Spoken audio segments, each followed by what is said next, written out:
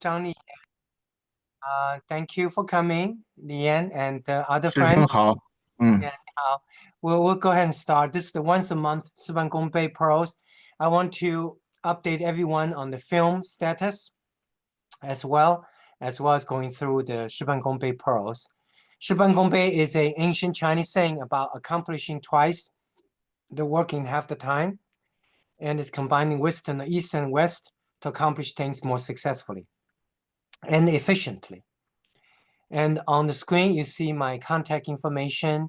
Anyone have any question? And currently for the film site, there's a free link. You can see the film. At the bottom of the page is the free link page. And this free link will last probably throughout Chinese New Year and probably not too long after that. So if you have any friends who wants to watch, this is the time to watch. Normally it's not free, but for Chinese New Year around January, February, there's a free link. So it's at the bottom.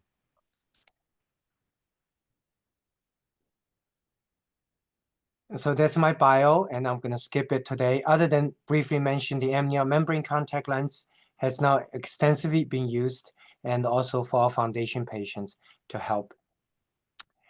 The next Ban Gong Bei Pro Zoom will be February 19th, Wednesday. It will always be the third Wednesday of every month at 7:30 p.m. If anyone still have not received a book, you can email me and give me your mailing address, and I will be happy to mail it to you.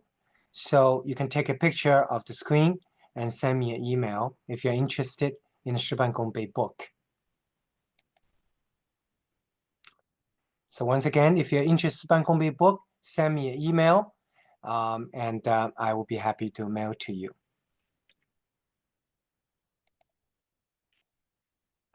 Before we start, and a question that people always ask, how much can I improve my efficiency by studying these pearls?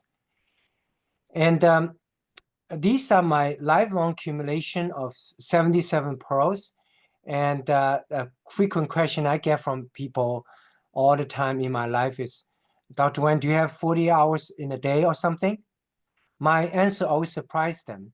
I tell them that I normally feel like sometimes I have 72, 96 hours in a day. They say, how come? And the answer is those Ban Gong Bei pearls. By properly using these pearls, I'm still learning. I'm still trying to use better. You can improve your efficiency by up to 10 times or 1,000%. How come? How can we improve 1,000%? That is because one giant in human behavior study named Jonathan Haidt, he wrote a New York Times bestseller called Righteous Mind. He said that we are actually 90% emotional, 10% logic. And that's why we are inefficient, because we're 90% irrational. But if human beings are indeed mostly emotional, irrational, and it is a random error, how can we systematically overcome it? Right? That's a good question. And that has to do with the seminal work of another giant in human behavior, a Duke professor named Dan Ariely. He said predictable, irrational. He published a book. Shows that we are irrational, but also we are predictable. So standing on the shoulder of these two giants, I developed a system. Since we are irrational, and since we're predictably irrational, so we now can so it's a systematic error, we can apply systematic solution. Since we're 90% irrational, therefore 90% inefficient, if we improve that 90%, that's why we can improve our efficiency by as much as 1,000%. So Ban Gong Bei is 77 human nature-driven irrational behaviors that I have identified. And through my own life experience, as well as people that I work with, some of them much more successful than I have been, and I learned their pearls. And they are applying logic to irrational behaviors. That's why they're more successful. So we're going to study these 77 pearls. Before that, I want to give a quick update to everyone about the movie. Again, movies about my life growing up during Cultural Revolution China and trying to study erhu and dancing, trying to escape labor camp in 1976, and got a chance to study and got into University of Science and Technology of China. 1982, came to America, University of Maryland, got my PhD in laser physics, and wanted to go to medical school, but I was racially discriminated against.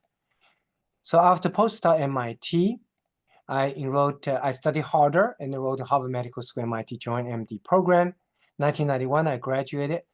In appreciation of my parents, I invite them to my graduation thesis. So the film site has been dedicated to my parents. The reason I got 2 doctorate degrees is medicine is so technologically driven. So most of the surgeons have good medical training, MD, but few of them have the opportunity to study in-depth technology, laser physics. So I thought I've got 2 doctorate degrees, one in medicine, one in laser physics, that will help my surgical practice. I performed over 55,000 LASIK vision corrections, including on over 4,000 doctors. I'm probably one of the few laser eye surgeons in the world who also have a PhD degree in laser physics. This is my diploma of graduation from Harvard and MIT Joint MD program. I continue playing my erhu to express my appreciation, also to showcase Chinese music culture to America.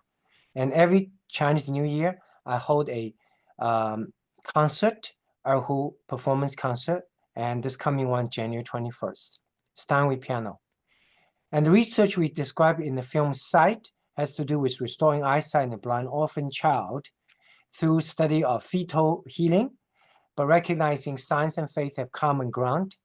And I even built a common ground foundation to study and developed the methodology of how to find common ground inspired by Jesus Christ's life story and common ground Bible study.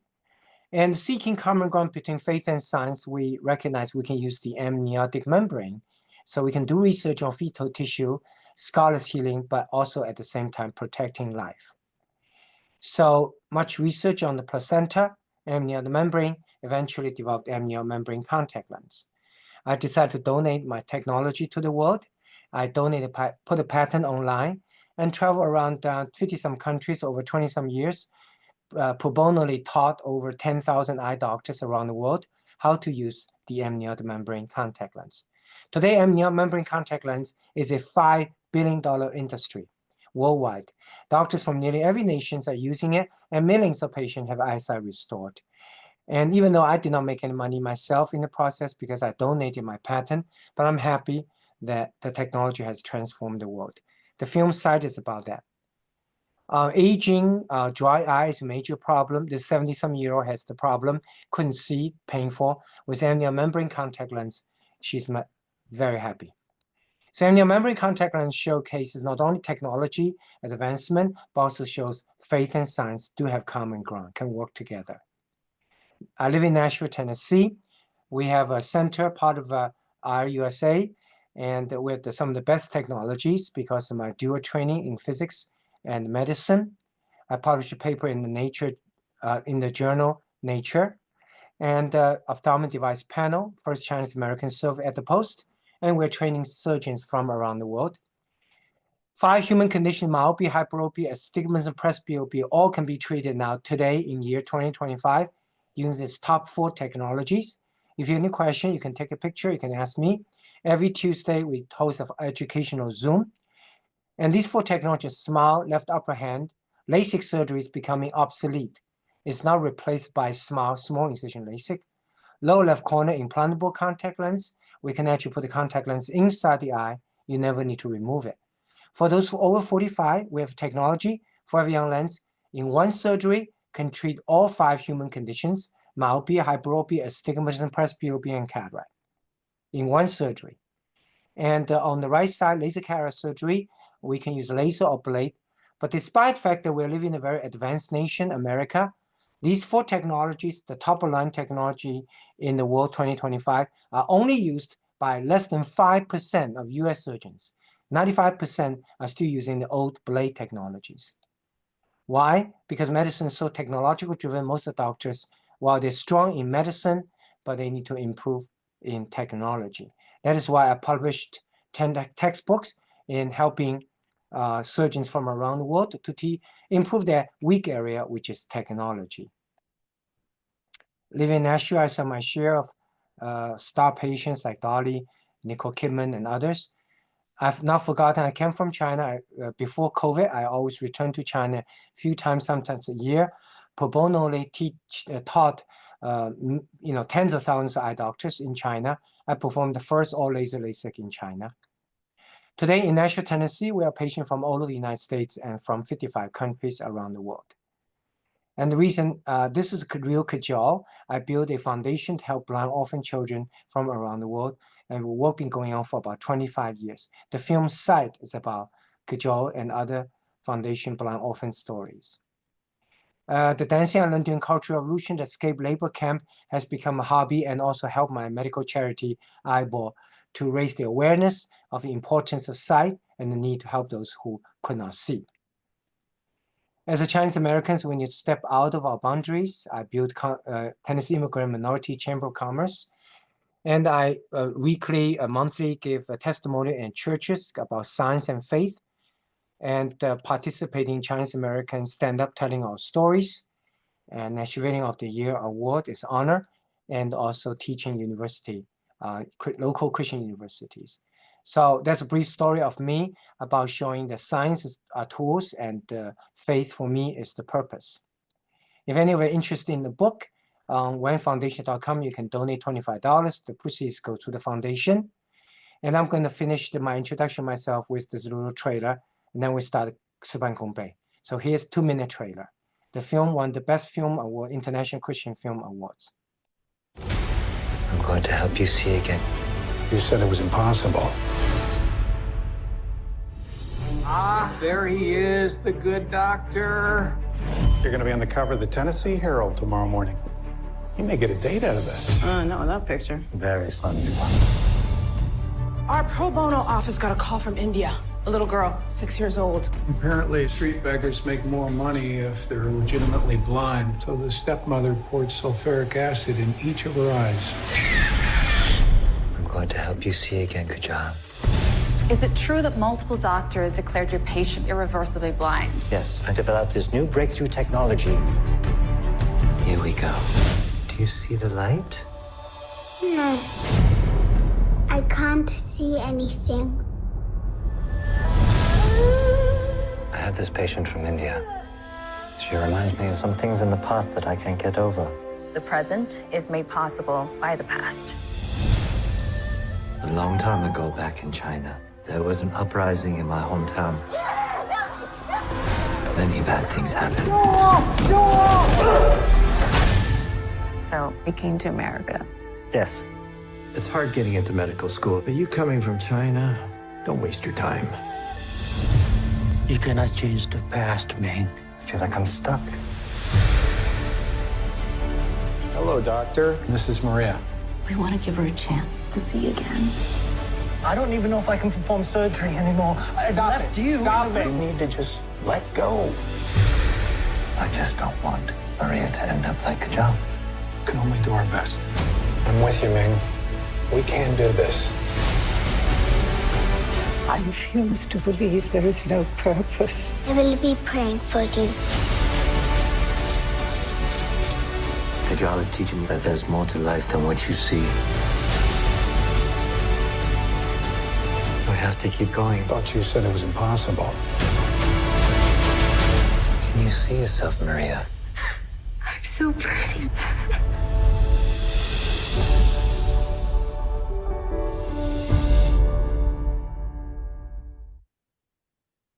After 10 years of making this Chinese-American film first-generation story, the film was universally rejected by all top 10 Hollywood film distributors, citing that as a Chinese-American film, no Kung Fu, no ancient dynasty, Americans would not see. So it looked like the film will be buried like other attempts by Chinese-American first-generation stories in history. And I took the film around the country, unprecedented, the national tour, 365 days, 40 states, 500 free shows, 50,000 people. telling our story tour.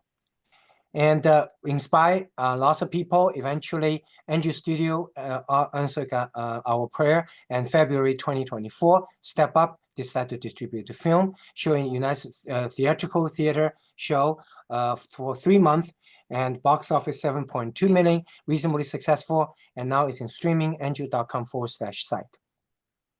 It's for a second generation Chinese American and Americans to help them appreciate what they have.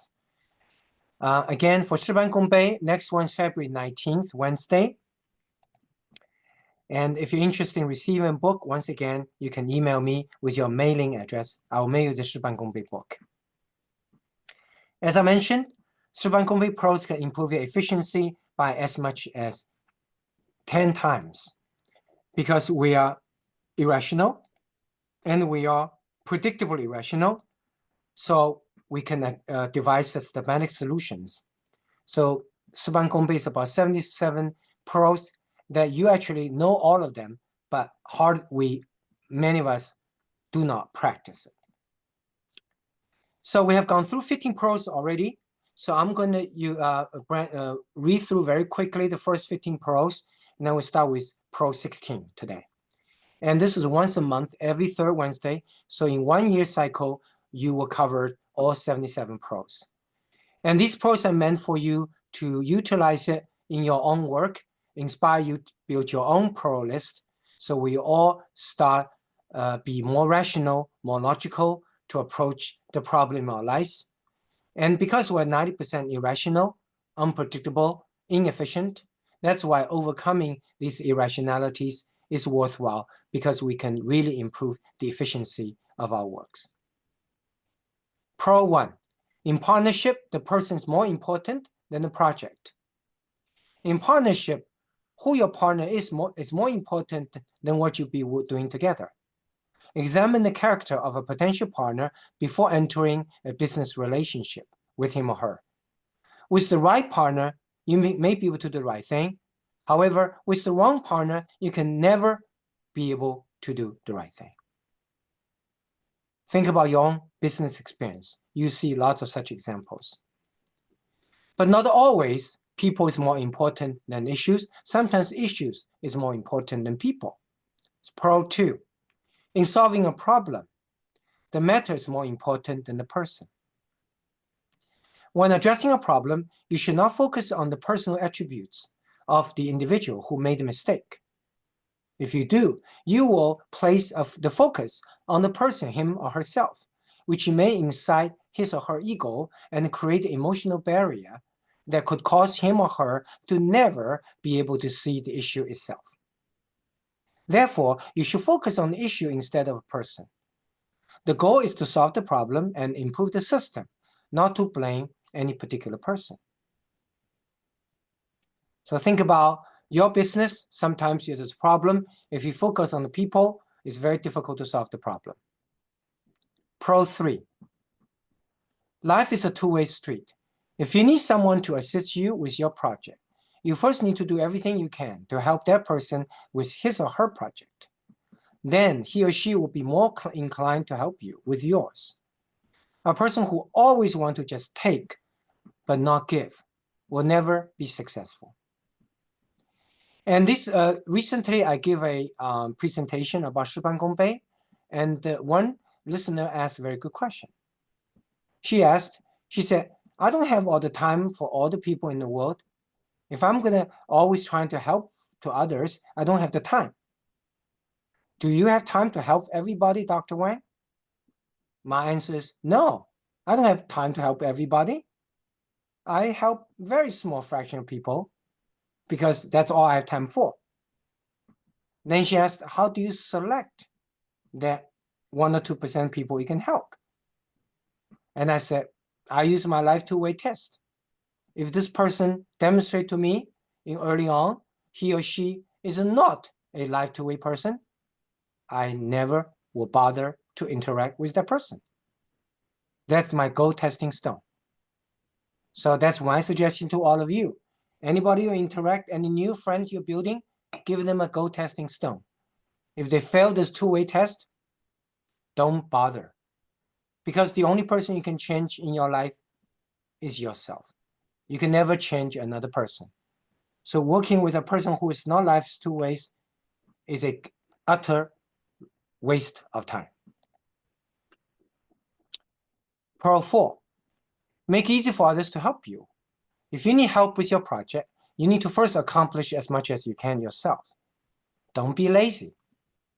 If the person from whom you need help sees that you truly care about your own project, that you have already done as much as you can yourself before you ask for help, then he or she will be more willing to assist you. Furthermore, the more you have done yourself prior to asking for help, the less he or she will have to do, so the easier it will be for him or her to do to help you. As I mentioned before, how I learned this trick is very interesting. I have some friends who are very successful in getting others to help them. So I observed and I found this is their trick, how they can get others to help them, because they always try to help others first. Pro number 5, while I'm here, whatever you're doing, always be willing to step back for a moment, look at the whole situation, and ask yourself this key question. Ultimately, what is the real reason or purpose of me being here today? Surprisingly, I found in myself and many of my colleagues, we forget. We're busy doing something, ultimately we forget why. So always remind why I'm here today. Number 6, identify the number 1 task. When faced with many challenges, rank them in order of importance, so you can devote most of your attention to the number 1 task. The ability to rank is at the core of the human experience. No matter how old are you, let's say you're 40, you're 30, you're 60, what do you have to show after walking on this earth for the last few decades? For me, what I have to show is my ability to rank. The older I get, more clear I recognize something is important, something's not important. So the ability to rank is at the core of the human experience. Number 7, apply logic to everything you do. Apply logic to everything you do, whether it's big or small, and ask yourself, does it actually make logical sense? And how can I more logically solve this problem? You may say, wait a minute, Dr. Wang, you mean most of the things we do is not logical? Correct. I found that's the case, because that's the way it used to be done, so we just keep on doing it the same way. So applying logic to everything you do, challenge yourself. Number 8, check things orthogonally. When you check something for accuracy, try not to use the same method that you used to obtain your initial result to begin with. Because if there was an error with that method, you will likely make the same mistake again. You're much more likely to catch an error if you use a completely different and unrelated or orthogonal in logic method the second time. CPA knows this a lot, how when they check a calculation, financial, whatever, they use orthogonal method, unrelated to the original method. Pro 9, focus on content before form. Content is more important than form, and substance is more important than formality. Again, as I said, all 77 pros, Ban Gong Bei pros, about human behaviors which is irrational, emotional, inefficient. And I picked the 77 and I apply logic to it. Believe it or not, most of us as human beings, we pay more attention to form than substance. You may wonder why. Do you know why we naturally pay more attention to form but not substance? I will not answer that question. I'd rather leave you to a challenge to you, figure out why we naturally do not pay attention to the substance. But if we recognize that, we can correct that, we can be more efficient. Number 10, focus only on what you do, only the things you can control. Do not worry about what others do. Focus only on what you yourself can do. Do not waste any time on things that are not under your control. Focus only on things you can do and can change. Ask yourself in your business how often you worry about, discuss things you have no control. Then do you know why we tend to do that as human nature? Interestingly, as I said, all 77 pros are the things we naturally do, which is irrational, emotional, inefficient, not logical. So another question for you that we mentioned in the last Zoom, why do you think we as human beings naturally worry about things that we do not have control? Very interesting question, right? Again, I'm going to challenge you. I will not answer and leave it to you to figure out why we naturally worry about things we have no control. But because I recognize that human weakness, that's why I try to do the opposite. I try not to let myself bothered by things I have no control. It's hard. I found my naturally, just like everybody else, naturally inclined to worry about things I cannot control, wasting my time. Again, a reminder, if you're interested in the Ban Gong Bei book, it's a little booklet. You can finish reading the entire book in 10 minutes. The entire book you can finish reading in 10 minutes. You can just email me your mailing address. You can take a picture of the screen and just send me your mailing address. So next pearl. Again, today we're going to go through 15 pearls, and those are the previous pearls. 11, learn from others' mistake. Learn from the mistakes of others, who hopefully you won't have to make the same mistake yourself.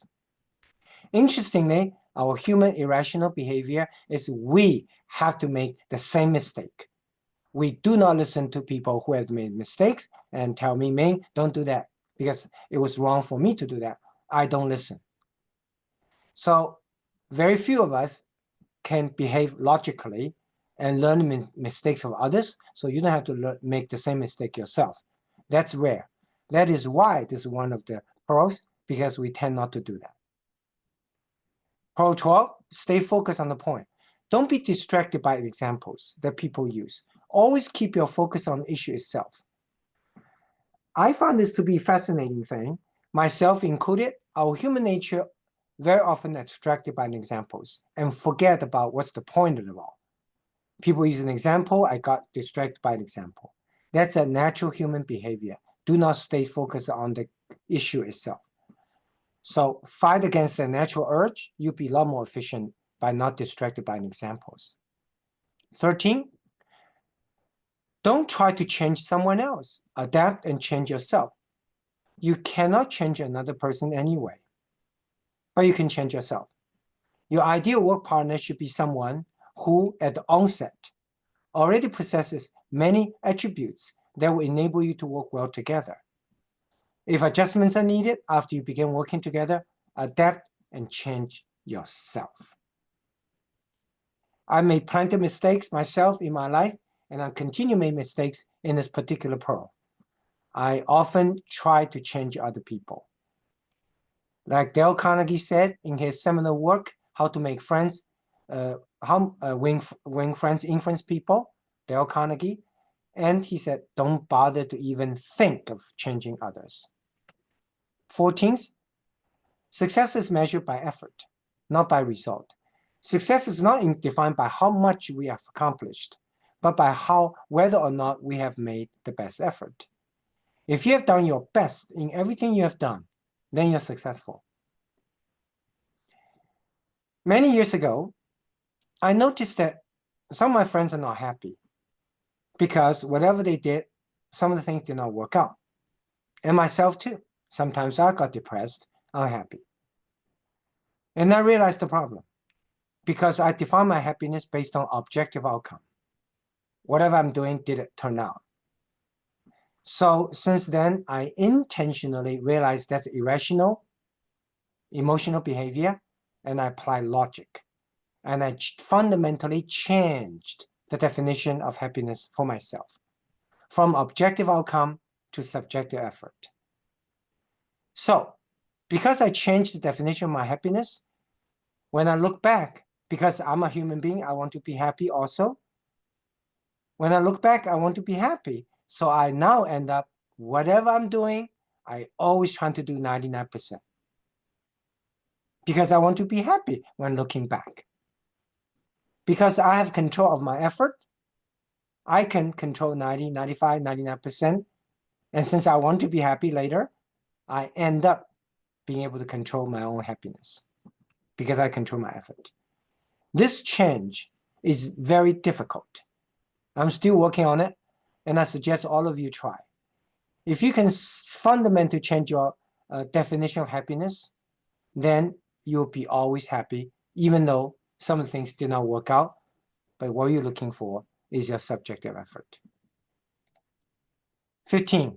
People will do what others have done in a similar situation. If you want someone to do something, first try to identify and then convey to him or her what others in a similar situation have done previously. Since people generally feel more comfortable doing something which has been done by others who have been in their shoes. As I mentioned before, I learned this for a few very successful fundraisers. And I found that the way they raise funds so successfully is because before they approach to a potential donor, they find out what other people who have donated, who were in the same shoes as this donor. So when he or she applied this potential donor now, instead of asking him or her to donate, we'll tell the potential donor, well, so-and-so who was just in your situation, like you, but already supported and donated. Because human has a sheep mentality, and when someone in a similar situation have done that, much more easier for the person to do the same thing. Because they feel that they have no decision to make. Someone else have made that decision for them. Okay, today we start Pro 16. For the next 5 pros is the key for today. Can I do this a little bit better? Whatever you're part of, whether it's a process or a product, always be willing to ask yourself this question. Can I do this a little bit better? And I will tell you a story. 20-some years ago, I met a gentleman who only had elementary school education. And he only had a few $1,000s to his name. And he was broke. And he did some business 2 times before that, all failed in bankruptcy. And we met. And the reason that he was interested in me is because he wants to get into eye business. So I said, you want to get into eye business? He said, yes. I said, are you a doctor? He said, no, I only have elementary school education. I almost laughed at him. But I said, well, you know what? I'm going to take you to a trade show about eye surgeries. So at the trade show, I saw a machine which cost about $500,000 to do LASIK surgery. And I said, do you know what that machine is? He said, tell me. I said, that's what I use. I use it to do eye surgeries, to fix people's eyes, vision. He looked at it. He looked at me. He said, that's stupid. I said, what?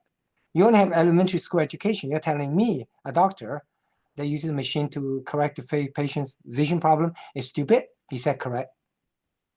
He said, just watch what I do. Then we became friends, and I watched him. And he wants to get one of those machines. He didn't have the money.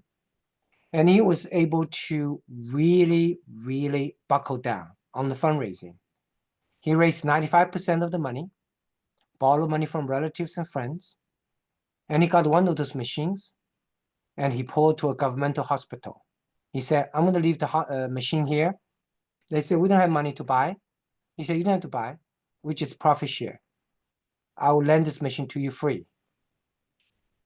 Before long, he made the money by the second machine, third machine. In the process that I find fascinating, we did many things together, But everything he did, he always asked one extra question. Can I do this little thing a little bit better? And sometimes it's just a little bit better, not that much. But over time, it accumulates. So this is a habit he has. Whatever he does, he always asks himself a question, can I do this a little bit better? Even 1%, 2%, but he was focused. Long story short, 20-some years later, he today is 10th wealthiest man on this planet in healthcare. And probably 47, 48 on everything included, Forbes. And probably worth 30, 40 billion US.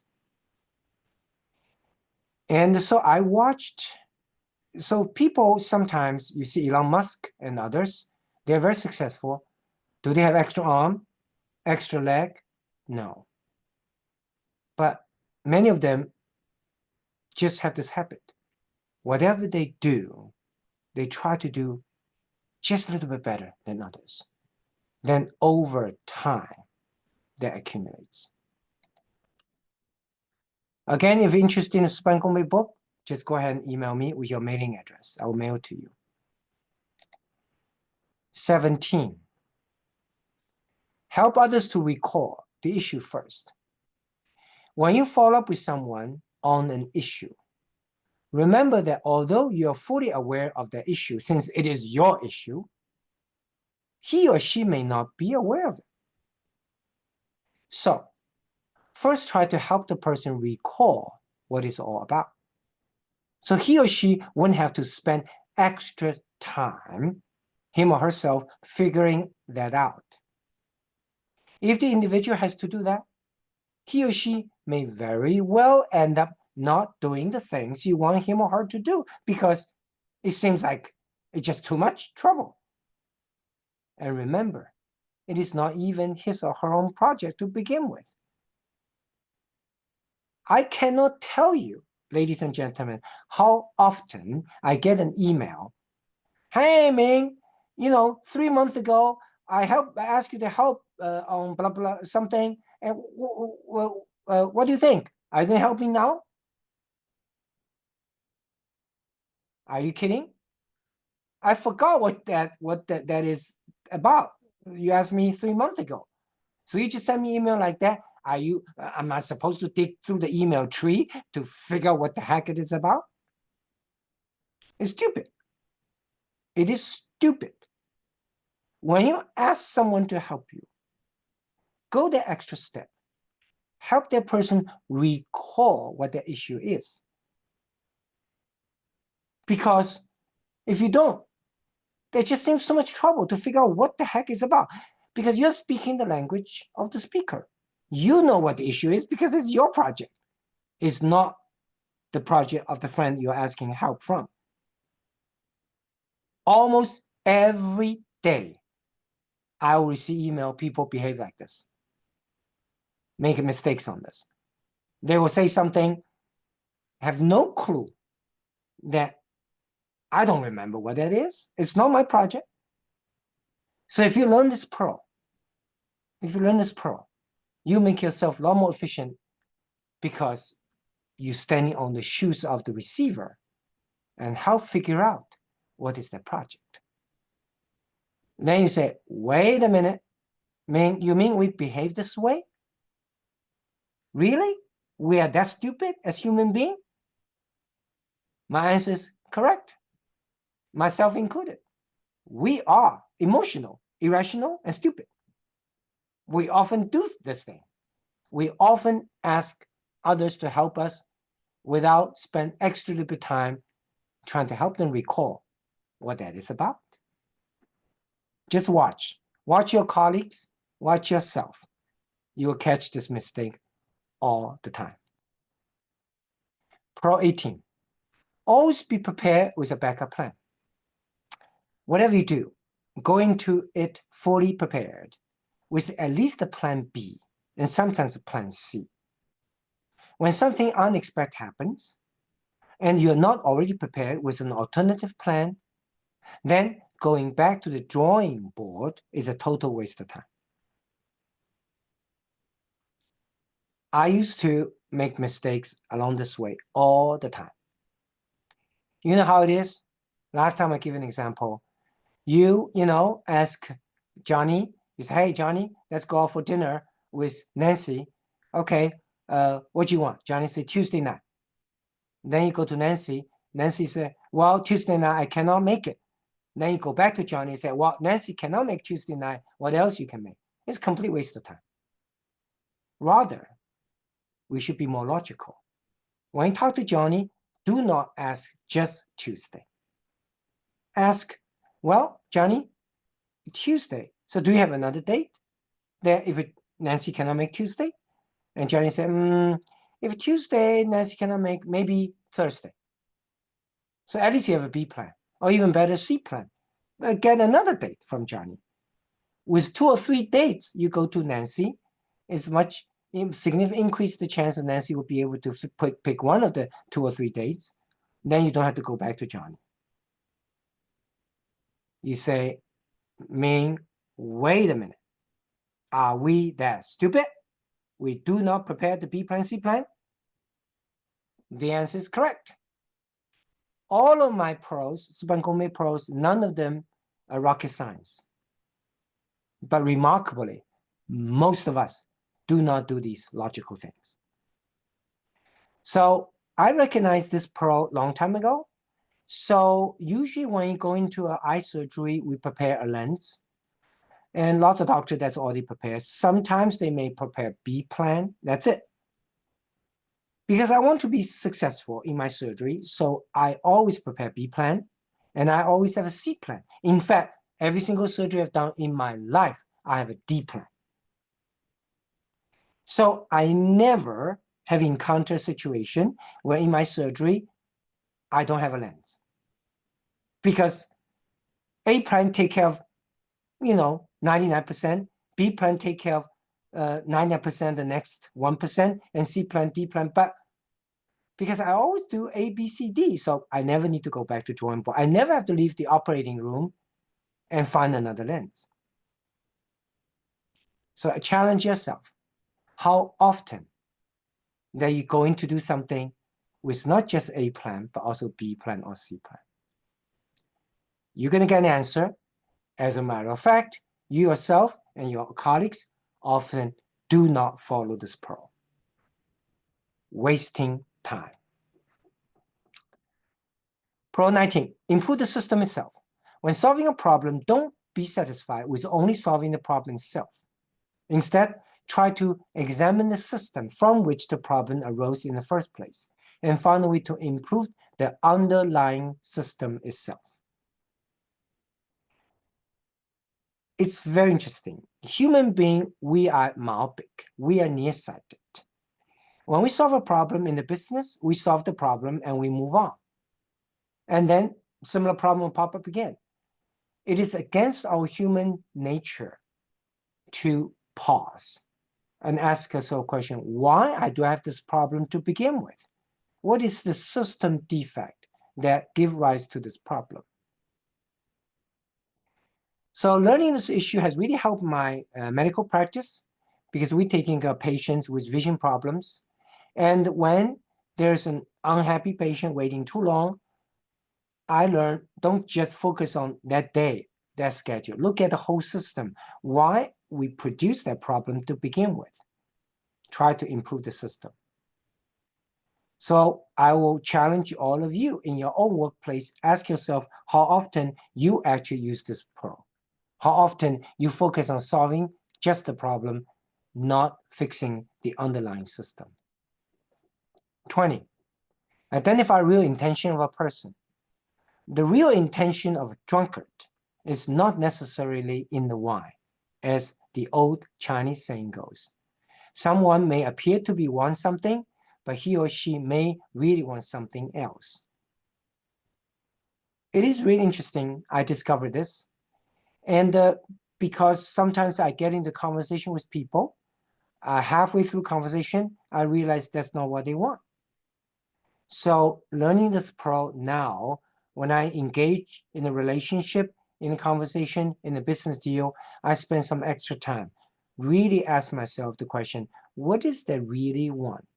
Can I just spend some effort figuring out? Because people sometimes do not necessarily tell you what they want. And it's worthwhile to identify a real intentional person. And interestingly, most of us don't do this. We will jump in doing something with someone right away, halfway through. That's not what they really want. They didn't tell me initially. So I'm going to cover a few more pros today. Pro 21, listen and then speak. Listen first. Let people finish what they're saying and then speak. If you wait, you avoid speaking prematurely. And I used to make this mistake all the time. When I speak, then people answer question and I become impatient. I would just intercept, I know what you mean, da, da, da, da, da. Then they say no. I find it's human nature to be impatient. It's human nature to not letting people finish what they're saying. And I often prematurely speak my mind to the wrong target. So now I've learned, I'm still not perfect. I'm still trying to improve myself. When somebody speak, I listen carefully. Let them finish what they're saying. 22. Among life's uncertainties, identify the few things that are indeed certain. When faced with many uncertainties, identify among them the few things that are indeed certain. Then hang your hat on. As I mentioned before, in my residency studying ophthalmology, we're trying to figure out, all the young doctors are studying and arguing this disease, this patient could have this disease, could be that diagnosis, etc., etc. And sometimes we cannot make a mind or agree. Then there's a professor, Dr. Peter Savino. He came in every single time, Dr. Savino, he got it right, the right diagnosis. So one day, I stopped Dr. Savino in the hallway in my residency. I said, Dr. Savino, tell me, what is your trick? How can you get it right answer almost all the time? And he said, well, I mean, nobody asked this question of me, but since you asked, I will tell you my little pearl. He said that as human beings, we have the habit of swimming among life's uncertainties. For some reason, we're just very content swimming in a sea of uncertainties. It's inefficient, it's stupid.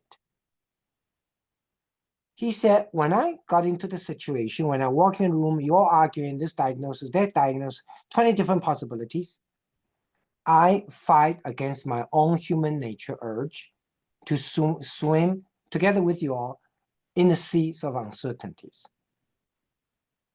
I intentionally change myself. I looked at the 20 possibilities and identify what is certain, albeit only few.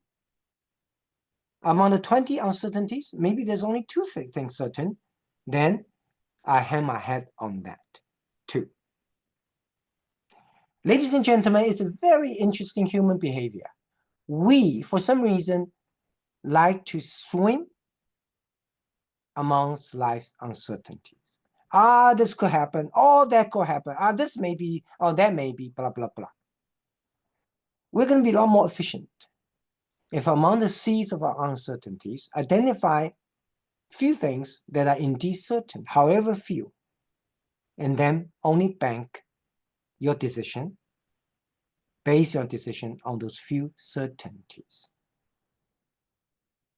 It's very interesting to speculate why human beings like to swim in the ocean of uncertainties.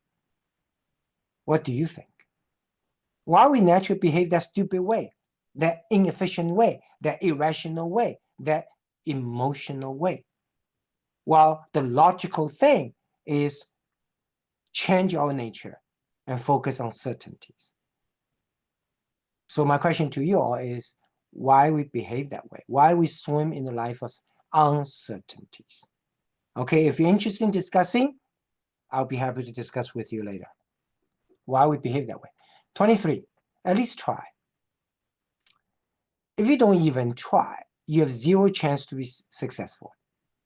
But if you try, even when you only have 1% chance to succeed, that is still much better than zero. It's very interesting. There's a famous author. He wrote a book. Basically said that even though we do not believe we can change our objective environment, but somehow we are able to. Do you understand what he's saying? It's fascinating. He said that we, human nature, tends to believe we cannot change our environment, right? Oh, I'm in a bad circumstance. There's nothing I can do. I'm unlucky. But this author said, no, actually you can change the environment around you. You can change the environment around you. The objective environment around you. How come? Here's how you do it, according to this author. In every step in your life, there is a decision to make at a cross point. You can either make a positive or you make a negative decision. If you're a positive type of person, you will make a positive decision. Then next challenge come around, you again pick the positive one. Next challenge come around, you again pick the positive one, even though you may not be successful in all of them, but you always be positive. Before long, you look around your friends. You say, ooh, what happened? How come all my friends are positive type of people? How did I change my friends? Now, you did not change your friends. You just change yourself. You just, every step of the way, a cross point in your life, you choose to be optimistic. You choose to look at the cup with a half full rather than half empty. But because people, the birds of the same feather flock together, you, since you're optimistic, you end up making friends who are also optimistic. That's why you end up having surrounded by optimist friends. Appears that you did change your environment, your friends. Okay? So you can change the circumstance, environment, if you change yourself. If you're optimistic, you're going to be surrounded by optimistic people. If you're pessimistic, you can be surrounded by pessimistic people. 24. 3 criteria to determine if you do need to solve a problem. You know, in life, we are facing with problems all the time. It's interesting, we do not examine this issue. That is, does the problem really exist? Second, is it actually big enough problem? Third, will solving it really matter? Then you say, I mean, this is common sense. Of course I behave that way. No, we don't. We, human nature, often, when we see a problem, we just jump in solving it or ignoring it, whatever. And for the longest time, I was not efficient in solving problems. So again, I have the good luck of, in my life, working probably about a dozen or so billionaires, and many of them very, very successful. And I start asking myself the question, start observing how come they are so efficient in solving problems. And I realized they apply these 3 criteria. First, does the problem really exist? You'll be surprised, often human being jumping to busy solving a problem doesn't really exist. Second, even does exist, the problem does exist, it's a big problem. Sometimes, yeah, a problem is there, but it's a small problem. Why you waste your time? Third criteria is very interesting. Even if the problem exists, even if it's a big problem, do you really have to solve it? Does the solving it really matter? And you'll be surprising. Very often, we just jump in solving problem. We not even examine if it's worth solving at all to begin with. I'll challenge all of you to apply this criteria to everything you do. You will be surprised how often you and your business colleagues that forget these three critical criteria to determine if you do need to solve a problem at all or not. 25, the last criteria today, last pearl today. What does human happiness depends? It is not much how much you have, nor how much you want. Sometimes we say, if I have more, I'm happy. No. Or some other times say, if I want lots of things, then I'm happy. No. That human happiness depends not how much you have, not how much you want. It depends on the distance between how much you have and how much you want. The smaller the distance, the happier a human being is. Recently, I have the experience taking care of my father-in-law, who's in his 80s, has Alzheimer's disease. And we took care of him for 5 years, my wife and I, and they live with us. And for the longest time, I thought it's pity the way he lived. He didn't want too much. Every day he get up, eat, sit there, just goofing off, not doing much. I said, wow, it's a horrible life quality. He didn't want to go to concert anymore. He didn't have the curiosity. He didn't want to watch film, nothing, right? And we all get worried for him. At the end of the 5 years taking care of him, I realized I was wrong. Actually, among all of us, his wife, my mother-in-law, who've been taking care of him every day, so worried about him, my wife, his daughter, and myself, actually 3 of us who are taking care of him are actually a lot less happier than him. He's the happiest person all 5 years because he did not want much. The distance between what he wants and what he has, the distance is very small, it's 0. He's actually happy. The unhappy people are us. His wife worry about him all the time, his daughter and myself. Oh, that is like what a poor life quality, doesn't go to movie, doesn't go to the park anymore. No, I'm the unhappy one. He is happiest among us because what he wants is met. Think about it. Think about it. The happiness, it's when we see someone who doesn't want much, you cannot assume that person is not happy. Actually, he or she may actually be a lot happier than you who want a lot more. Okay, so these are the pros, and we are going to meet next pro, Ban Gong Bei Pro will be February 19th, Wednesday, always the 3rd Wednesday of every month at 7:30 p.m. And you can take a picture of this, February 19th. Again, lower left corner, if you email me, I will send you a little booklet. This little booklet, Ban Gong Bei, you can finish reading in 10 minutes. And I'm very appreciative of Dr. Ming Chen, who spent time and effort organizing the monthly Ban Gong Bei Pros. And so as the publisher said here in the middle, living in tune with the truth of who people are and how the world works can save you untold trouble.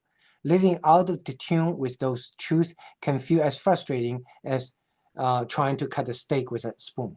So that's the basic Ban Gong Bei pros to make us more efficient. Why? You can improve 10 times, 1,000%, because we're 90% illogical and we're predictably illogical, inefficient. So if you convert the 90%, the inefficient part of yourself, you can improve your efficiency by as much as 10 times or 1,000%. So Ban Gong Bei is about the 77 nature-driven irrational behaviors and how we can correct them intentionally, logically. Again, if anyone interested in the book, wangfoundation.com, $25, you hit the donate button. I'll be happy to mail a book based on which the film site is made. The film site is in streaming now, andrew.com/site. But because of Chinese New Year, there's a free link available. So if you take a picture of this, the last line is a free link. Probably will be valid for around Chinese New Year, this month and next month, because normally the film is not watched free. So it's free right now. So you can take a picture and use this link. Send the link to as many friends as you want so that you can help our foundation spread the word about what we do so we can help more blind orphan children as such. Thank you. Any questions? You can, Dr. Mingchen will open the my microphone so you can all ask some questions, whatever you want. If you have any questions, feel free to raise your hand and ask. Yeah, if you have any questions, feel free to raise your hand and ask. Oh, I forgot to say yes to the recording. So sorry. So I hope you're able to record. I'm going to put in the chat room my contact information. So anyone is interested can contact me, my email address. Okay. My WeChat address. I already sent the email. And if you want film free, we have next Zoom, Vision Zoom is January 21st, Tuesday, 6:45 p.m. Central Time, and RSVP, my website, drmingwan.com. So that's number one. Number two, if you want to see site free, use the link, use the free link, which I'm going to send it to you, the free link. I'm going to go ahead and send this free link.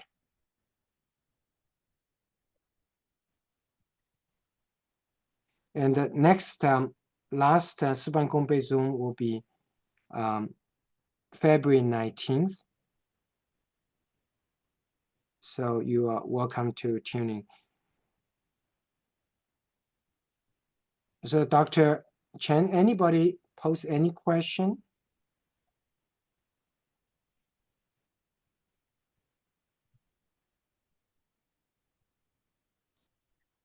I'm going to send the link to you all.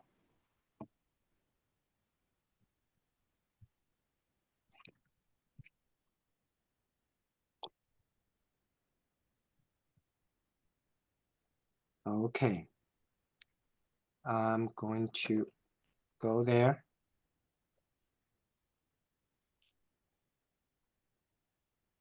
Any questions?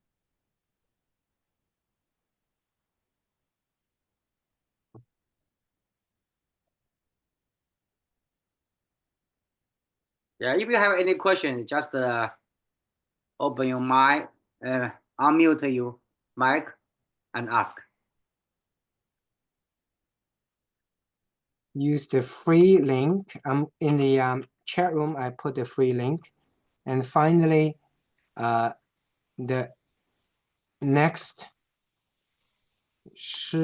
Ban Gong Bei Zoom is February 19th, Wednesday, 7:30 p.m. Central Time. And Zoom number, I'm going to put in there.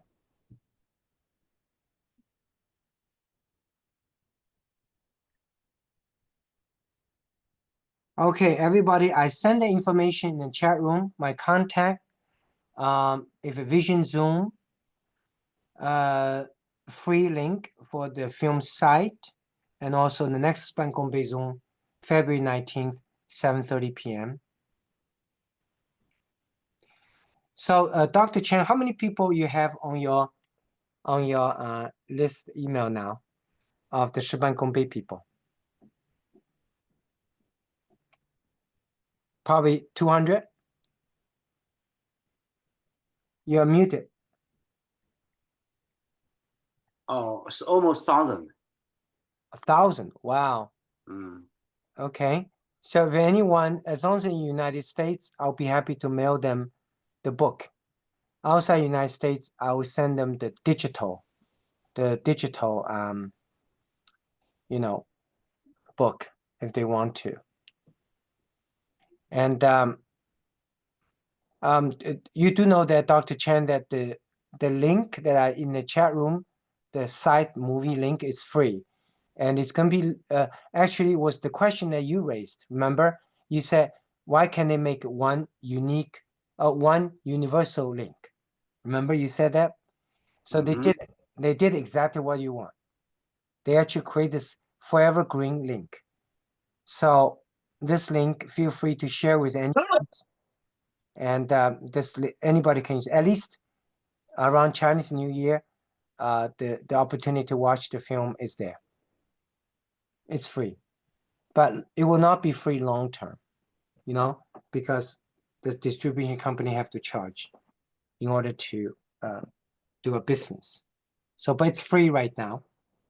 So now the film is actually has international revenue now. It's been about 10 different nations. It's going to go to another 10 different countries, and it's on about 20 different airlines.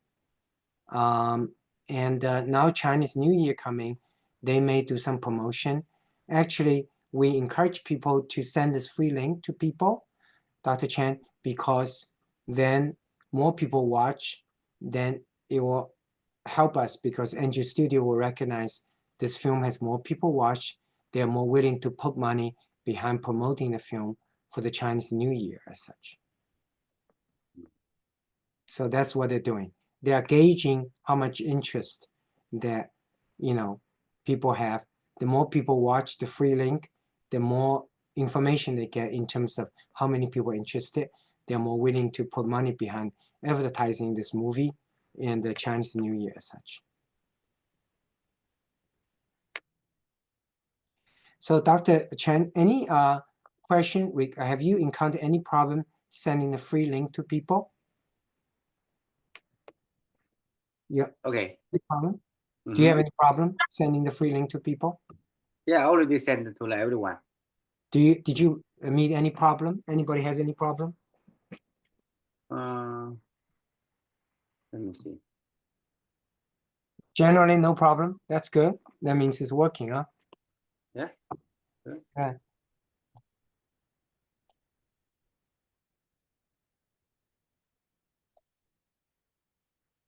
Okay.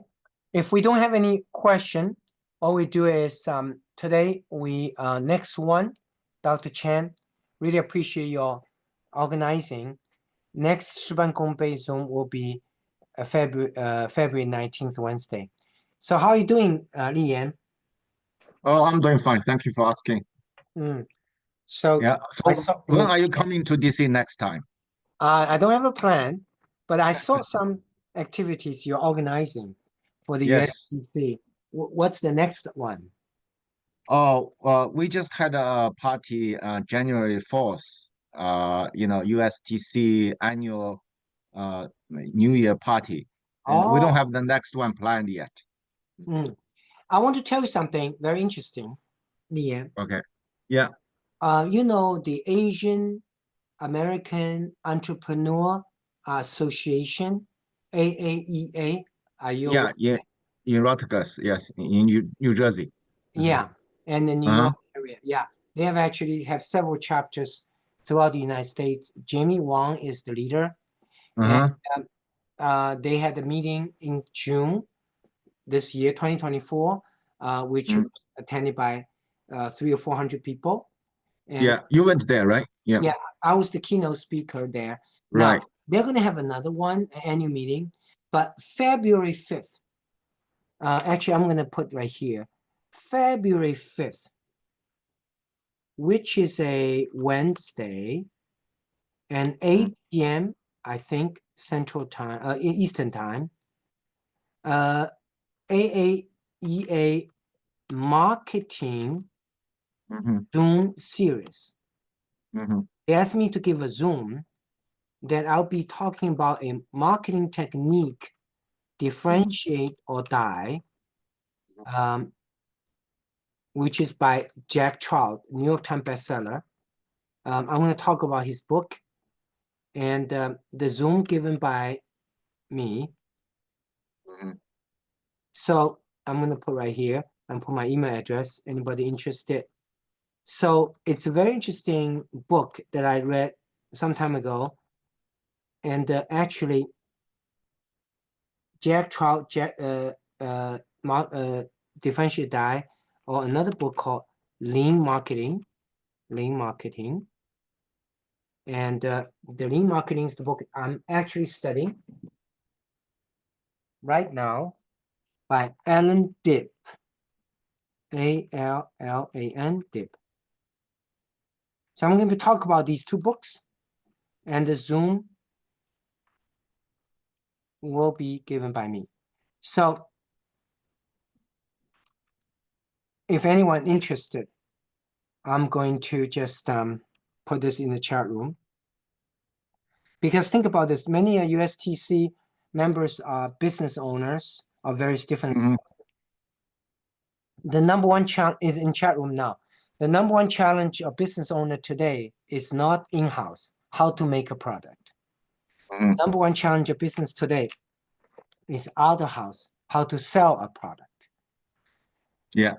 So because supply demand ratio inversion, there are more people doing the same thing than ever before.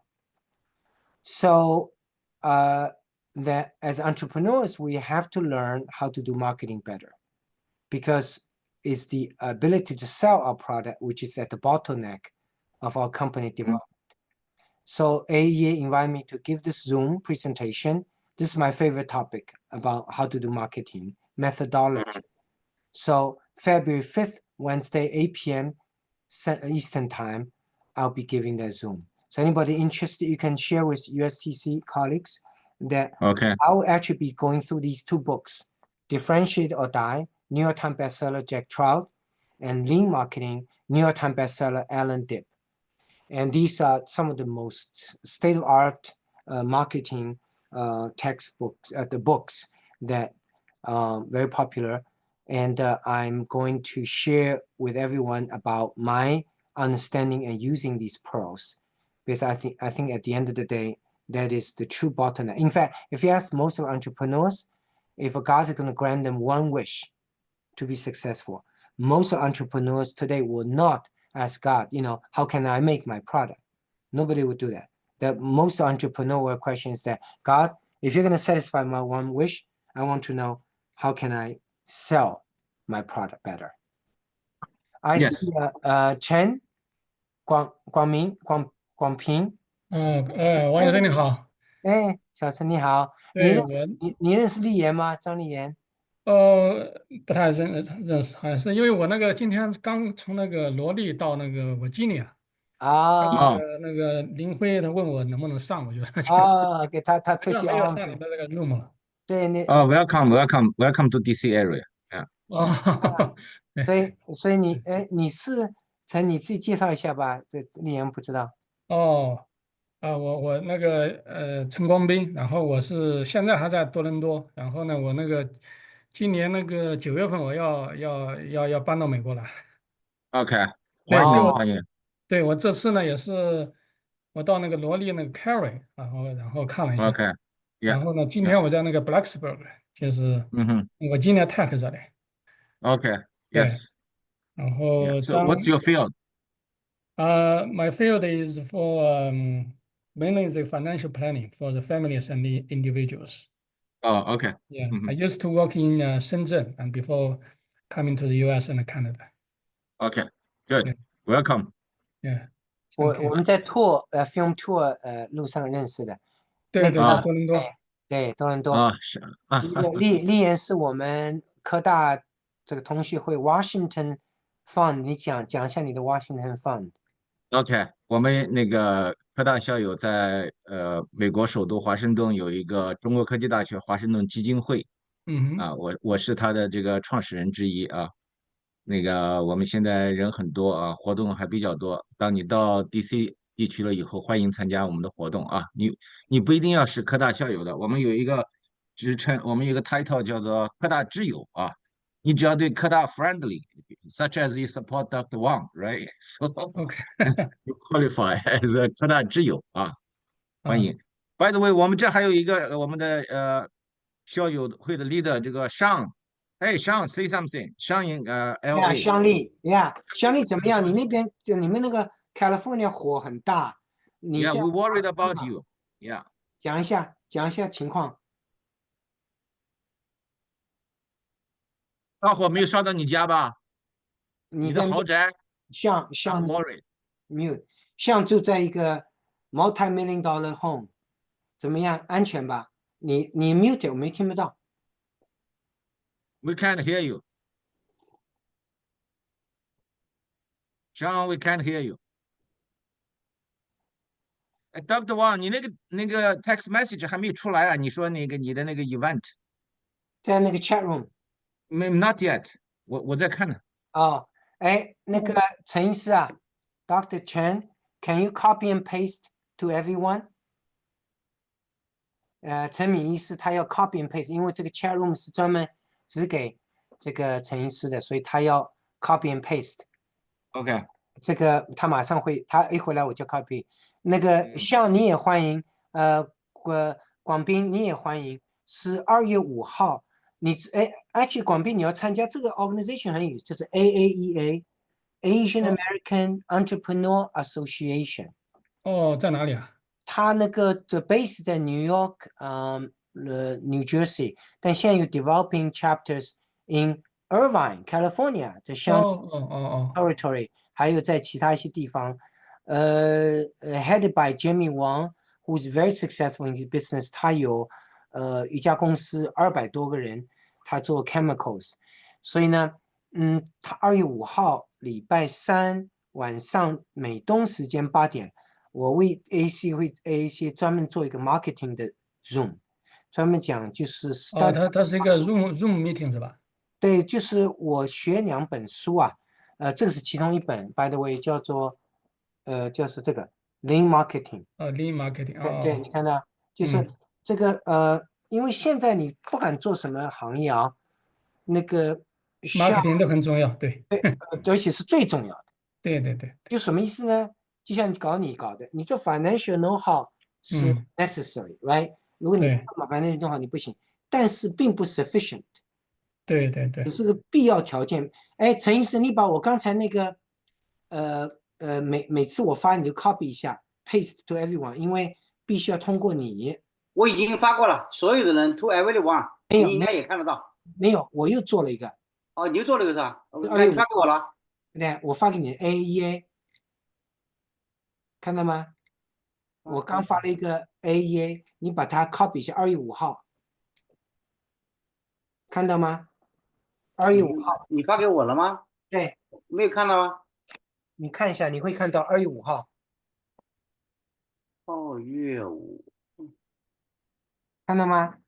等一下，往前一下。那个王医生，我正好有个问题啊，因为我这次是，喂，你看到了吗？你 copy 看到了。copy 一下，我来发给大家。对，好，你说，广斌。不，我这次是我是13号从那个多伦多出来的嘛，然后我那个我先到那个罗利，然后我12号的晚上呢，这个眼睛就开始就是说那个当时有点红，然后后来我到罗利一看，他说是那个因为他就是说他说是结膜下出血。但是呢，他说呢，这个很多原因都会导致就是这种出血，看起来就是眼睛是红的。他说，但是就是说是2周就能好，也在那做了就是说很多检查，什么眼压啦什么。他说哦，他说他不用特别担心的说。对，是的，这叫 subconjunctival hemorrhage，SCH。对 ，SCH 完全 benign。你什么意思呢？一个人一辈子呢会出现很多次，完全是 benign，就是那个眼白的地方小血管破裂。对，有时候呢，有几个因素产生，一个是咖啡喝了太多，一个睡觉太迟，一个太劳累，最后一个，我说有时打喷嚏就说什么用力，他用力也会，上厕所用力也会，所以这个呢完全benign，只要它不持续发，都是benign的。如果一个人他 repeat SCH 经常发的话呢，需要去做一些检查，主要是血小板呐、一些出血的一些问题。一般99.9%的 SCH subconjunctival hemorrhage is totally benign， 2个礼拜就自己 go away。就是看起来比较就像那个，看起来好像人家打了一拳在你这个眼睛上一样，但看起来 horrible very rare，but it's totally benign。对，他整个眼睛就是红了嘛，就是那个。对，完全benign。完全benign，只要它是 infrequent occurrence， 就完全benign，没有任何这个那个坏处，所以 don't worry，totally benign。只要它不经常发，经常发呢，你也叫 internist， 内科医生查一下血小板就好，一般没有问题。有的病人他高血压会对他当时也问我有没有高血压，有没有糖尿病什么，我说都没有，是个。那你很运气啊。你广斌，你现在这些系统性疾病都没有，非常运气，非常运气。呀，哎，像我想听听你的声音，怎么听不到啊？你unmute 你自己，那个像你 unmute 你自己，可能那个光斌你还要注意一下，因为现在开暖气，还要注意一下这个干燥的问题。对呀，这个陈医师也是眼科医生。谢谢，就是他要递一些那个什么防治那个什么 dryness 的那个对，也帮助人工泪水，你还有可以就加湿器也用一点，平时用开暖气时候加湿器。对，是的，是的。球结膜下出血。对，那个王医生说的很好。对，基本上我们都是专家。没有我们俩都是眼科医生，他也是 practicing ophthalmologist 呀。这个很高兴看到你，管斌。我这个电影的 site free link 我在那个 chat room 了，所以你可以 copy 一下，可以给任何朋友。他那个因为春节期间，这个Angel Studio 就做这么个 free link 给大家。It's only gonna last for a few weeks。然后因为他这个 distribution company 他必须要这个就是要charge， 否则他不能 exist， 所以他一般都不 free 的。但是呢，因为春节快到了，所以他给我们 free。所以呢，我上次收到消息的时候，他这个参加今年的奥斯卡那个有希望，但很难说，因为 Golden Globe 没有被 nominated， 所以奥斯卡会被 nominated 很难说。因为这个电影它我们被那个奥斯卡委员会特殊邀请到 Los Angeles， 要去Sean去的。Sean，你可以听到我们说话吗？你讲话我们听不到。你把你自己 unmute。他现在还没搞清，还没有 work， 听不到他说什么。我看一下，他可以看到他的图像，但是他没有 unmute。你把你等一下，我看看是。你没有，你是把它关掉了？没有，它是自动每个人先打开了。需要你说话吧？你的麦克风有问题，你的麦克风可能有问题。他的这个麦克风已经打开了，然后摄像头也看得到人，他的麦克风可能有问题。呀，Sean，你看能不能 figure out？ 但是 Sean 呢，在5月25号广宾，我也请他在加州，我们去那个 Academy of Motion Pictures 奥斯卡那委员会，在他们专门做个 special screening of the film。所以呢，肯定他们在考虑，但现在能不能被提名是很难的，因为每年美国大大小小影片有3万部每年，所以呢，他要这个提名都很难的，而且华人对吧？所以都很难。这是林辉，我看看，怎么会SB 这个我看看。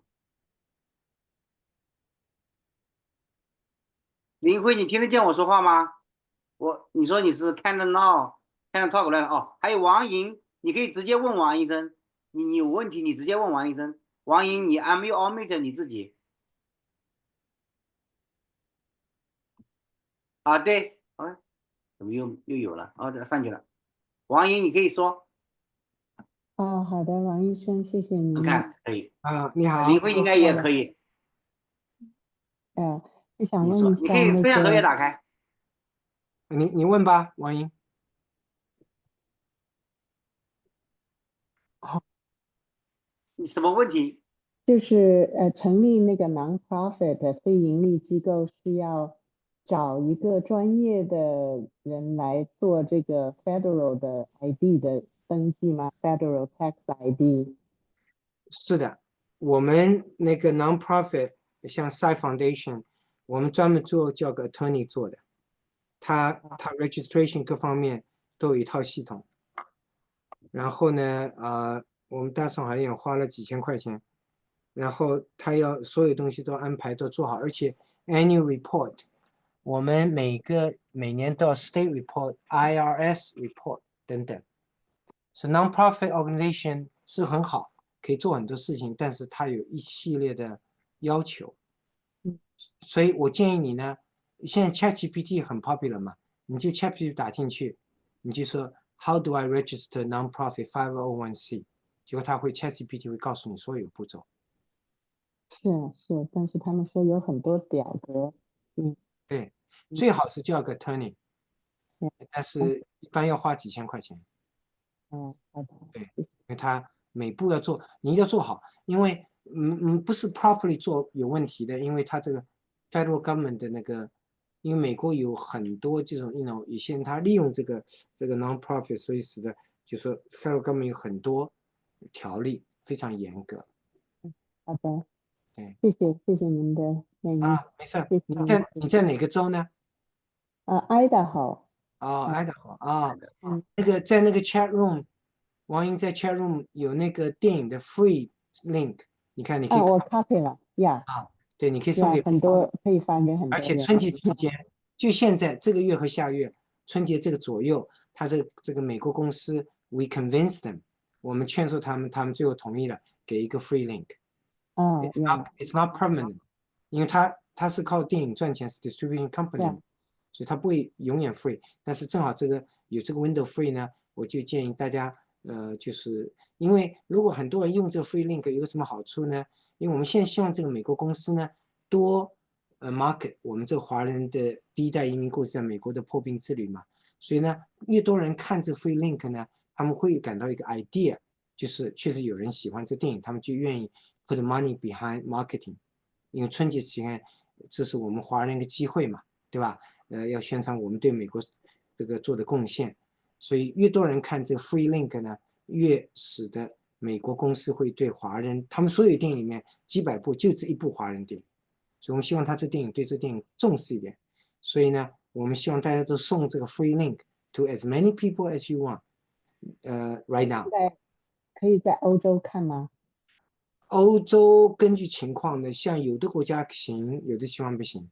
所以你在 Idaho， 你这边所有美国朋友都可以送。第一步，要他们跟他们讲，这个多看这 free link 是可以帮助华人提高我们在好莱坞的一个影响的，因为越多人看呢，这美国这好莱坞公司就会对这华人电影越重视这第一个。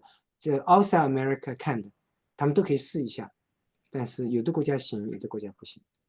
好的，谢谢。然后香丽，你刚才上来了，我看到你你好像换了一下，用不同的 Zoom 嘛？我看香丽用的 Anti Global， 是不是？现在听得见吗？好，听得到声音啊，可以。刚才我用 laptop 听得见了。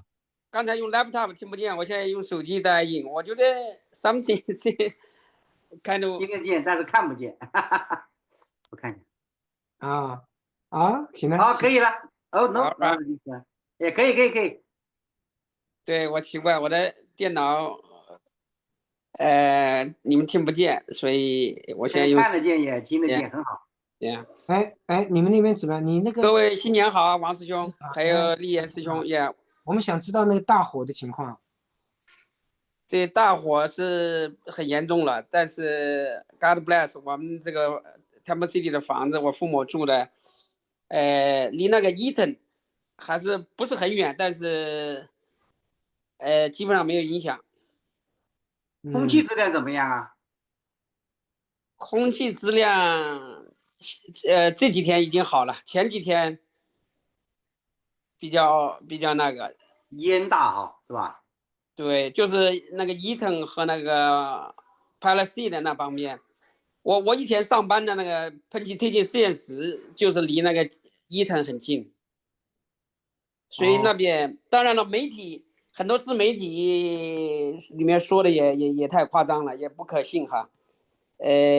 基本上就是那么1万多栋房子吧，还是挺惨的。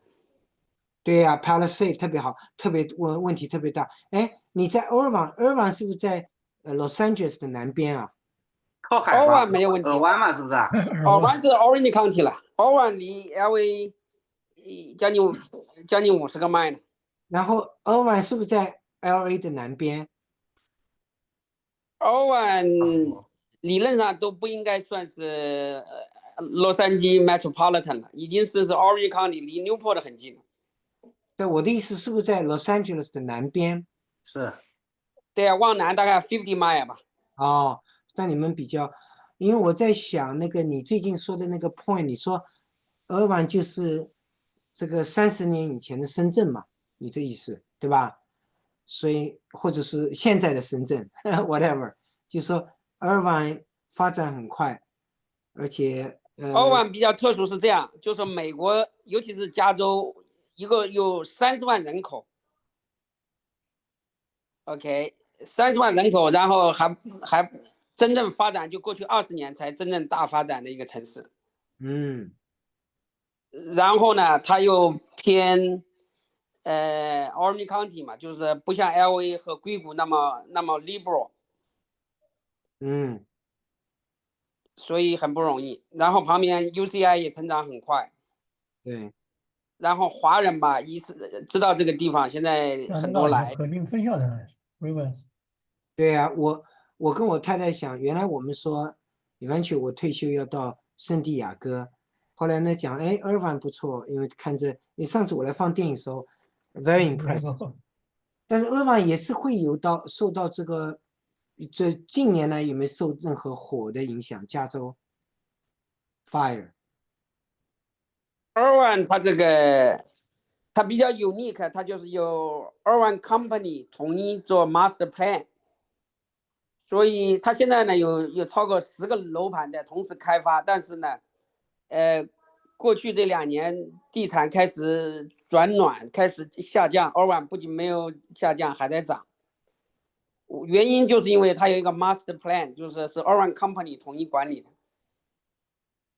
所以你说它近20年、近10年有没有受到很多火灾的影响？Irvine南边吧，就是有很多山丘，所以3年前，但那个不算是 Irvine 了，是 Orange County 也有一次大火。但是 Irvine 基本上没有，因为首先 Irvine 比较平坦，除了我住的这个叫花果山，花果山呢，它是 Irvine 的东北角，靠近这个 Tustin， 它这边有点山，但是 Irvine 大部分地方是相对比较平坦。所以应该是受火影响。那么我原来是想圣地亚哥，我很喜欢圣地亚哥，像La Jolla那块。La Jolla。对呀，那么原来开会经常去那个La Jolla。对呀，但是我很少。高尔夫球场啊，很好。对呀，但是太平洋。据我所知，圣地亚哥 La Jolla那块有种火灾重，好像我几乎没听说过。近年来。拉霍亚那边是一个 old town 了，就是说离海边很近，有点像这个青岛的那个鱼山路，就是说如果 if I don't change career， 那个 oceanographer 这些搞海洋科学的，在 MIT 跟乌兹霍拿到了终身教授，有的就大牌教授，之后放弃这个9个月 hard money， 然后到 UCSD 来拿一个6 months 的 hard money， 这种人很多。但是对我来说，我是觉得圣地亚哥还是一个 old town， 就是说有 good side， 也有不太满意的地方，就是说尔湾反过来是个新兴的城市，所以然后种族也比较多元嘛。对，适合退休和养老。然后旁边还有一个 Newport， 对就是，Newport，新港。所以目前我们就是考虑要么尔湾，要么圣地亚哥。尔湾圣地亚哥是1个半小时吧？对，如果不塞车，大概就1个半小时。OK， 很好。你进来怎么样？你的工作各方面？本来这个周末也可能要去 DC 吧，但是就是因为工作很多事情呢，所以今年看我们这个 Dream Life 能不能上线呢？对，你在搞这个 Dream Life， 这个是 Dream 大 Life 1.0要上线了。哇，大 project。对，一直在等待机会。这个如果上线了，也是$1 trillion business。我一直说 Dream Life 1.0可以堪比这个 iPhone 1.0呢。哇 ，impressive！那你下一次来到 DC 要给我们讲一讲了你的 project。下次争取呀，这次可能我们只收1%的费用啊，1% of your $1 trillion business， 1% only。We can drop that to 0.1%。立言兄，但是骨子里华人这个种族是没有太进化好的，因为他骨子里只相信钱和相信这个权利，他不相信这个契约精神。因为这个 Dream Life 1.0的背后呢，实际上是一个 IUL， 就是实际上是一个 insurance contract。我跟你讲，华人现在这个 NVIDIA 都是$1 trillion，对吧？但是华人在 financial 行业，尤其是在 insurance 行业，在美国基本上还是很小，因为他们不相信这个契约精神。所以我说世界各地人会到中国去买 everything made in China， 但是不会到中国去买中国平安的人寿保险。That's for sure, yeah。也不会去买中国人寿的保单，因为这个他肯定都是想办法不给你的，这是肯定的，对吧？对呀，但是你二战之后打这么惨，这个犹太人的后裔到瑞士银行去领钱，人家还是会给啊，他不会说因为换了朝代换了老大，对吧？这就瑞士银行中立国时代的原因。这样，下一次那个我们肯定要你来 DC， 我们请你演讲啊。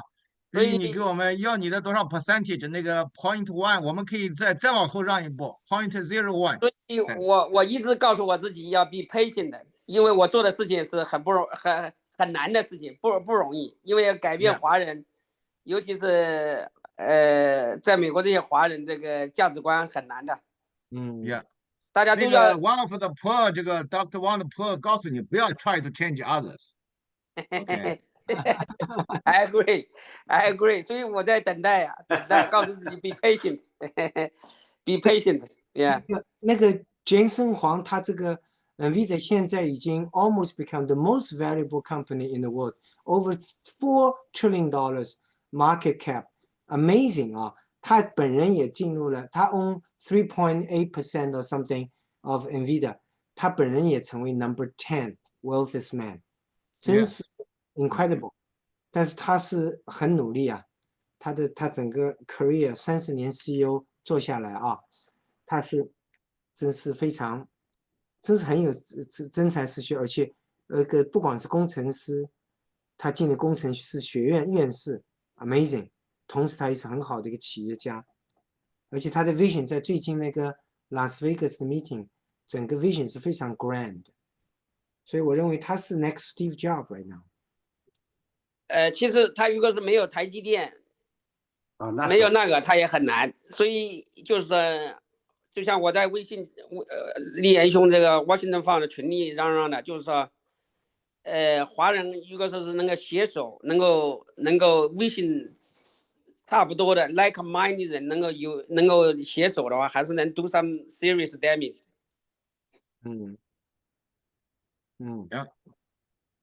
让我们来先 help 这个 Dr. Wang 是吧？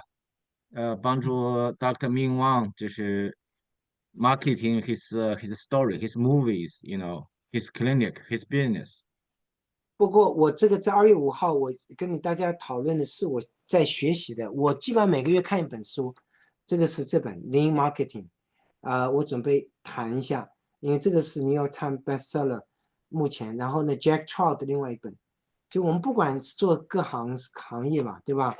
不管是 financial 啊、medicine 啊，像立言搞一些 engineering 啊，像陈医师也是 healthcare，就是 at the end of the day，是 how can we sell what we have。所以现在 marketing 是非常活跃，怎么样做得更好？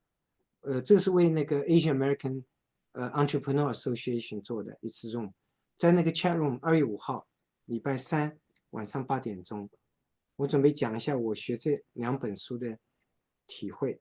这是我 two of the most popular marketing books right now， 对我的诊所本身会很有帮助，因为我在帮助闯开这个爱尔美在美国这块牌啊，非常难，因为遇到这个中美关系紧张嘛，中美关系现在进入这ice age， 所以呢，这个 unfortunately， 这个现在这个 TikTok 可能会被 ban， TikTok ban 了以后，这个是对一个，这个是很大的一个打击啊，对吧？你毕竟19号，也估计会 ban 的，估计那个 Supreme Court 不会，他就是他现在是19号，他就是不进新的嘛，他就新的这个会员他进不去，我知道，但是他新的线不能，他最后dwindle 就是都会就是这个我们有时候忘掉 how significant this ban is， 什么意思？美国人骨子里最 care 是什么东西 ？individuality， 对吧？我们来美国生活的时候，我们发现美国人最 care 是他们自己 individual choices。这么一个国家强调 individuality 的，可以通过一个法律来 ban 这么 TikTok 的 wipe out individual freedom， 这是非常 significant event， 懂这意思吧？中国要办美国的 software 不稀奇，美国要办一个 popular software， 这个要美国人本身 by their nature 是绝对反对的。所以我的意思就是说，它 TikTok 呢 on the brink of being banned 是一个非常 significant 的东西，就说明美国这个草木皆兵，中美已经是非常严重的问题了。美国人一般很难想象要办这种东西的，因为美国人最珍惜的就是他们自己的自由，很有意思的啊。Unfortunately, that's where things are. 对啊，所以他要打到最高法院嘛，打到最高法院。对啊，但最高法院估计不会。我的意思就是，他能够做到打到那么高，国会都同意来 ban essentially, innocent popular software， 这个很说问题，很说明问题。美国对中国的防的这个心态是很 deep 的，你知道，是很 deep 的。所以呢，对我们做留学生来说呢，很不利，所以只好我们自己把自己工作做好，就是讲我们的 story， 这是唯一一个希望了。如果我们自己不讲我们的 story， 不 speak up， 我们都会成为过街老鼠。但是 TikTok 一进这个得最大好处的是小红书啊，小红书我知道，对啊，但是小红书它的 functionality 不太一样，所以最后我估计 TikTok 这东西都会就 subside， 所以我们在生活一个非常挑战的一个 time with the honeymoon is over between China and US。我是希望我们华人做的工作能够，我们自己通过我们讲故事，使得人家能够把华人看成 separate from China， 懂这意思吧？华人是华人，中美关系，就像美国犹太人在美国政治、经济、艺术很有权利，但美国人把犹太人看的不是以色列人，以色列是另外一回事，你懂是吧？我们华人要争取这个这样子，通过我们自己对美国社会做的贡献，来使得美国人把华人看成跟中美关系是两回事，不要看成一回事。This is what we can do. We cannot change anybody else, but we can change ourselves. We tell our stories. 讲我们的故事。OK, well, 陈医师，谢谢啊。好，谢谢王医生，谢谢王医生。Thank you so much. 我们下次 Nice meet you 啊，Happy New Year，谢谢大家，谢谢。Maybe 2月5号啊，在那个 chat room 大家看到那个 EA 的 marketing 上面呢，也欢迎大家来。2月5号23。OK，拜拜。OK，好，拜拜。拜。Thank you. Bye.